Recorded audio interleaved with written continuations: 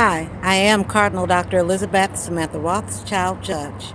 Today I am reminded of the story where a woman walked up and touched the hem of Jesus Christ's garment. The woman touched the hem of his garment and he asked, "Who touched me?" I'm familiar with the average perspective of him trying to figure it out, and his disciples were like, "How can we know? It's a big crowd here. How can we know who did it?" Let's look at a different perspective. Jesus Christ was here and his disciples were up close and personal. They were right there in the midst.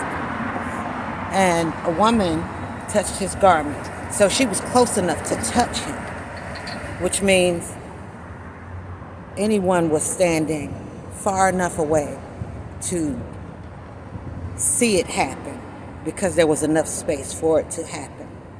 So when he asked who, was he speaking of identifying someone in the crowd to say which one of these people? Or was he saying, "What's her name?"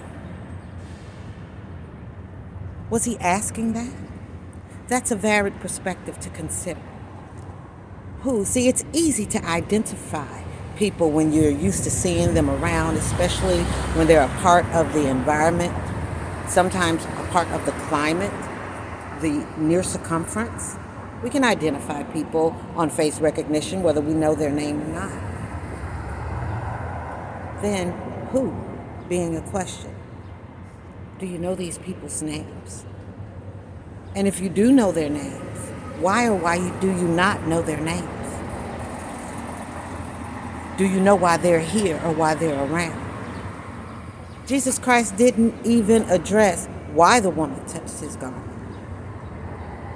He just made her whole by her faith. No one could understand how to answer such a simple question. Who? Our identities are who we are. Jesus Christ's identity is who he is.